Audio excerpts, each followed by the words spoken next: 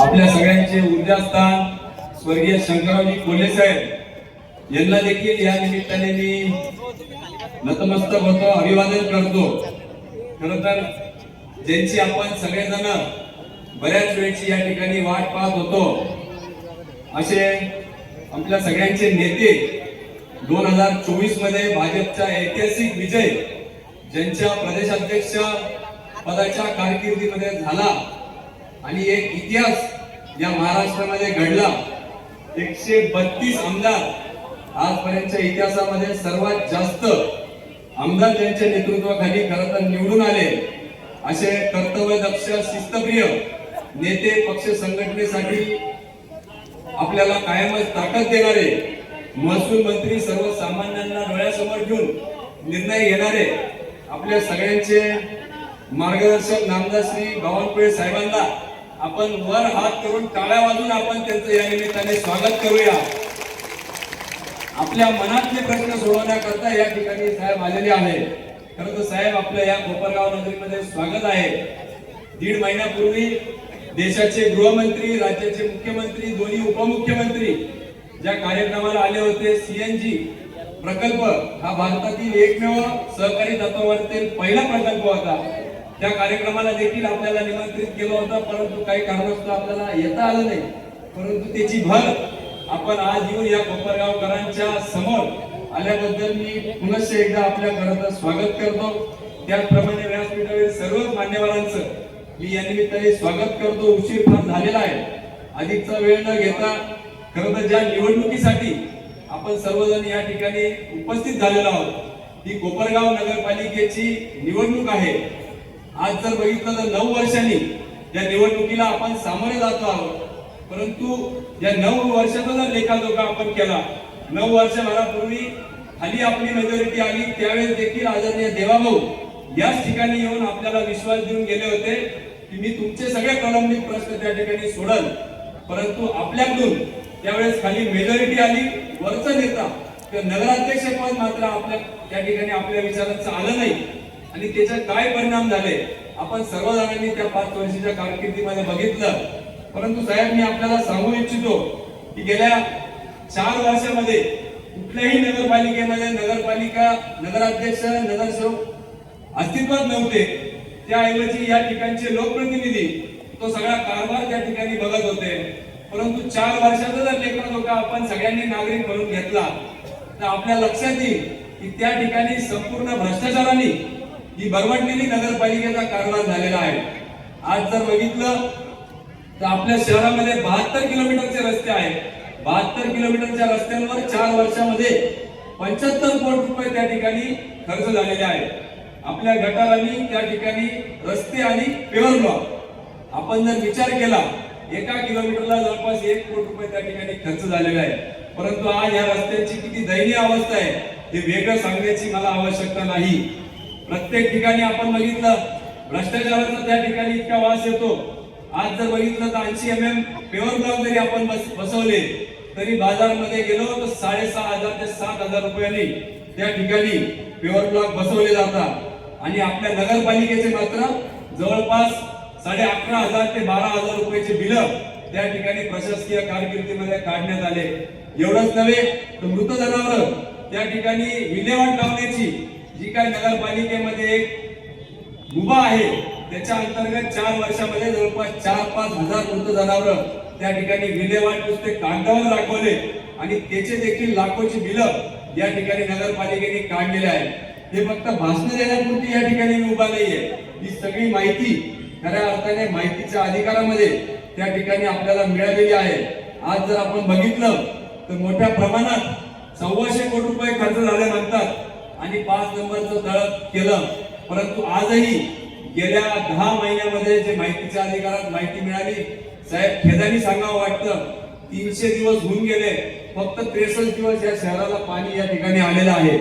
63 दिवस, एका दिवसाला आपल्याला 1 लाख रुपये त्या ठिकाणी जवळपास पाणी पुरवठ्यावर खर्च त्या ठिकाणी दाखवला जातो। एवढंच नव्हे तर 4 वर्षापूर्वी ज्यावेळेस आमदारांची कारकीर्द चालू झाली त्यावेळेस स्वच्छतेवरचा खर्च हा 2 कोटी रुपये वर्षाचा होता। 17 लाखाच्या आसपास महिन्याला त्या ठिकाणी खर्च व्हायचा। आज तो 4 कोटीवर त्यांनी नेऊन ठेवलेला आहे। परंतु स्वच्छता कुठेही त्या ठिकाणी होताना आपल्याला दिसत नाही.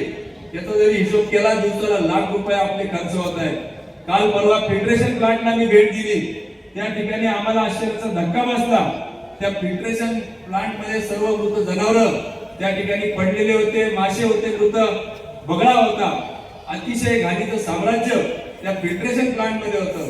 आणि सगळ्यात हास्यास्पद बाब म्हणजे आपलं TDS 350 होतं, जे 100च्या आत त्या ठिकाणी पाहिजे.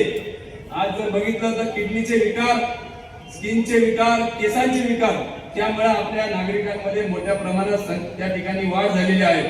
खरं तर वेगवेगळे प्रश्न घेऊन त्या ठिकाणी अतिशय सोपा कारभार होता. लोकप्रतिनिधींनी सांगायचं आणि शिवांनी ऐकायचं. कुठलाही नगरसेवक, नगराध्यक्ष अस्तित्वात नव्हता, परंतु त्याबद्दल आपल्या पदरात फक्त नैराश्य त्या ठिकाणी मिळाली, हे आवर्जून मी या निमित्ताने आपल्या समोर सांगू इच्छितो. खरं तर ही कार्यकर्त्यांची निवडणूक आहे आणि 9 वर्ष झाले आपण कार्यकर्त्यांच्या निवडणुकीमध्ये. साहेब, भारतीय जनता पार्टीला 9 वर्षापूर्वी आमच्या कार्यकर्त्यांनी निवडणूक हातात घेतली आहे. 11 वर्षापूर्वी आपण या निवडणुकीमध्ये आमदार म्हणून पुण्यताईंना निवडून दिलं होतं आमदारकीला. त्याच्यानंतर कुठल्याही ठिकाणी लोकसभेमध्ये आपली युती झाली. भारतीय जनता पार्टीचं चिन्ह या ठिकाणी नव्हतं. आमदारकीला देखील आपल्या सूचनेने आम्ही त्या ठिकाणी थांबलो आणि भारत आणि राज्य मजबूत करण्याच्या दृष्टिकोनाने आम्ही प्रामाणिक काम त्या ठिकाणी केलं. आणि म्हणून त्यावेळेस देखील आपण थांबलो, परंतु विरोधक त्याचा गैरअर्थ काढताय.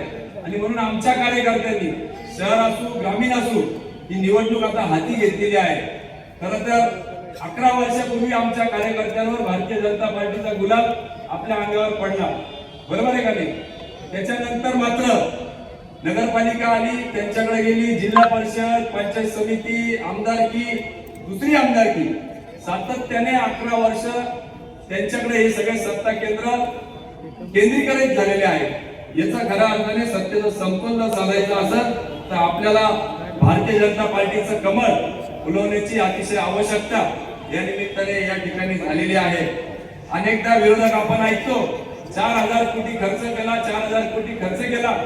प्रत्येक नागरिकावर जर हा खर्च टाकला तर 1.5 लाखाहून अधिकची संख्या प्रत्येकाला आपल्याला मिळू शकते, एवढी कोटीच्या गप्पा करतात. परंतु प्रत्यक्ष त्या ठिकाणी कुठलंही काम या ठिकाणी झालेलं नाही. टक्केवारीचा साम्राज्य या लोकप्रतिनिधींच्या कारकिर्दीमध्ये त्या ठिकाणी झालेला आहे. मागच्या वेळी नगरसेवक जरी जास्त आले, परंतु नगराध्यक्ष आपला आलेला नव्हता, म्हणून अनेक काम करायला अडथळे आपल्याला त्या ठिकाणी अडचण आली. वेळोवेळी सत्तेत नसताना देखील आपण सातत्याने काम करत राहिलो. विश्वासनामा आपण 1,500 लोक ते 2,000 लोकांचे अभिप्राय आपल्याला जनतेच्या माध्यमातून मिळाले आणि त्याच्यानंतर आपण हा विश्वासनामा बनवलेला आहे. आपण या ठिकाणी फक्त एवढाच विश्वास देऊ इच्छितो की त्या विश्वासनाम्यामध्ये प्रत्येक गोष्टी आम्ही हे सत्यात उतरवणार आहोत. त्यातले काही गोष्टी आज आपण या ठिकाणी सिंगल ऍप असेल किंवा टोल फ्री नंबर असेल तो आपण आदरणीय बावनकुळे साहेबांच्या माध्यमातून लॉन्च केलेला आहे. एवढंच नव्हे तर प्रत्येकाला घरांचं जे स्वप्न आहे ते खऱ्या अर्थाने पूर्ण होताना आपल्याला बघायचं आहे आणि त्याकरता बावनकुळे साहेब आपल्यामध्ये आलेले आहेत. एकदा बावनकुळे साहेबांना तो प्रश्न मार्गी लावण्याचा आहे अशी सूचना आदरणीय देवेंद्रजींनी दिलेली आहे. आपली निवडणूक जशी पुढे गेली, वर्षा मंगळवार मी आणि ताई आदरणीय मुख्यमंत्री साहेबांना भेटायला गेलो होतो. त्या ठिकाणी बावनकुळे साहेब देखील होते आणि समोरासमोर खरं तर सांगायला आनंद होतो की बावनकुळे साहेबांना मुख्यमंत्र्यांनी सांगितलं की आपल्याला कोपरगावकरांचा घराचा प्रश्न कायमचा त्या ठिकाणी मिटवायचा आहे. आपल्याला त्यांचे 7 बारे उतारे त्यांच्या नावावर करायचे आहे. आणि हेच शब्द खरं तर ऐकायला आम्ही सर्व कोपरगावकर आतुरतेने आपली या निमित्ताने साहेब वाट पाहत होतो. अनेक गोष्टी या ठिकाणी जर बघितलं, आज आपल्या प्रत्येकाच्या डोक्यावर ज्यावेळेस फुलेताईंच्या कारकिर्दीमध्ये नगरपालिकेचा कारभार चालू होता, दरेकर मॅडम सीओ होत्या. 7 कोटी रुपयाच्या ठेवी आपल्या त्यावेळेस होत्या. नंतरच्या काळात त्या 40 लाखावर आल्या.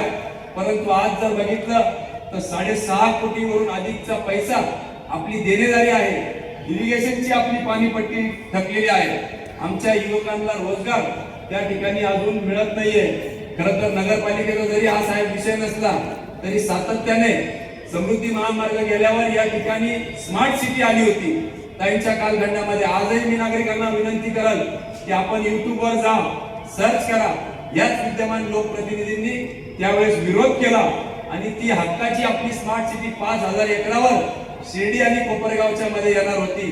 15,000हून अधिकच्या युवकांना आपल्याला नोकऱ्या मिळणार होत्या.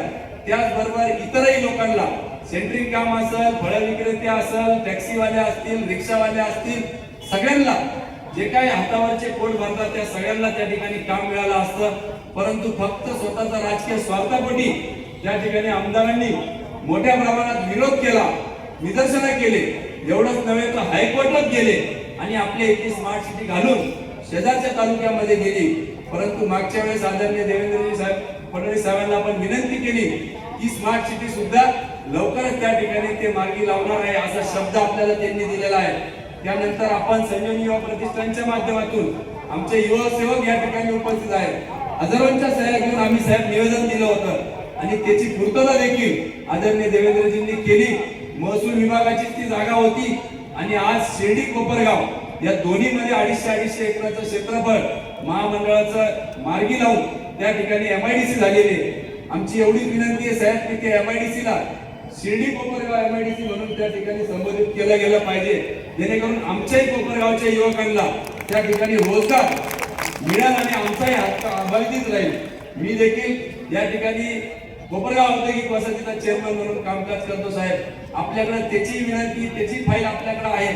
45 एकरचं क्षेत्र त्या ठिकाणी आम्ही मागणी केलेली अतिरिक्त, ज्याच्याने देखील हजारो युवकांना रोजगार आपल्याला मिळू शकतो आणि आमच्या युवकांना हाताला काम मिळेल.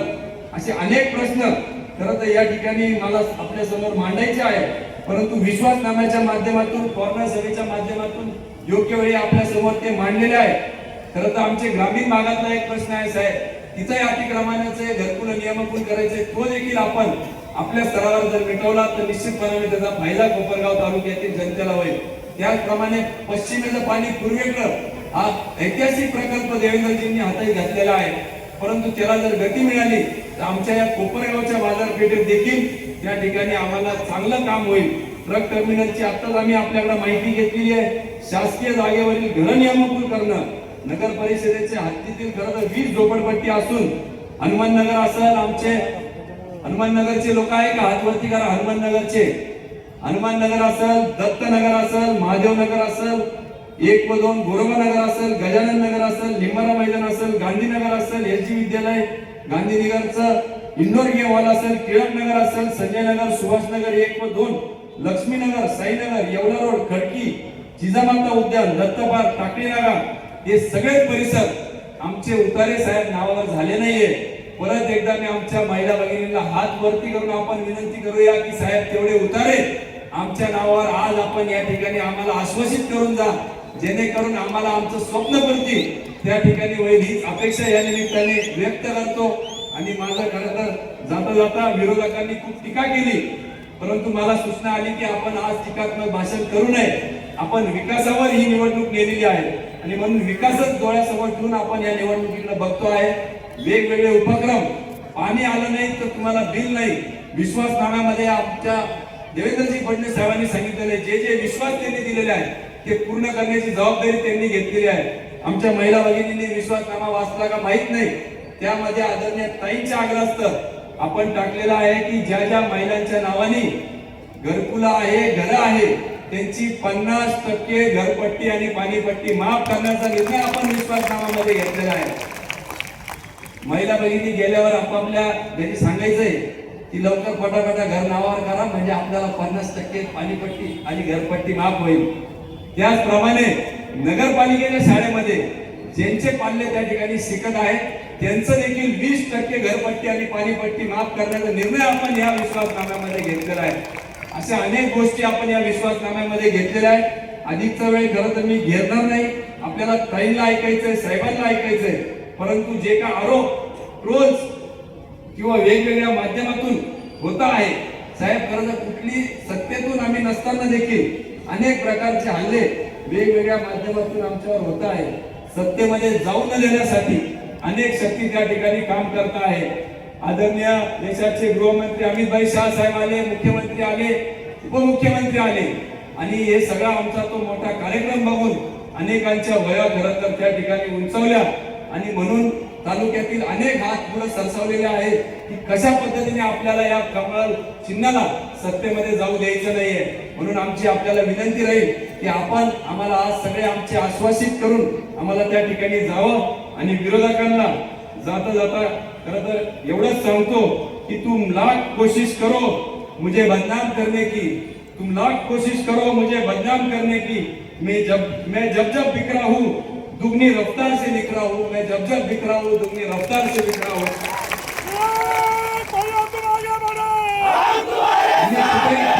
त्यांच्यावर या निमित्ताने करणार नाही. मगाशीच मला आमचे भाई भेटले, भैया आपला पण शेर एकदा तुम्ही त्या ठिकाणी सांगा, म्हणून मी त्यांचा हा शेर या निमित्ताने बोललो. परंतु हमें ना झुकने की आदत है ना किसी को झुकाने की आदत है. हमें ना झुकने की आदत है ना किसी को झुकाने की आदत है. हमें तो बस दिल से दिल मिलाने की आदत है. हमें तो बस दिल से दिल मिलाने की आदत है. खूप खूप धन्यवाद.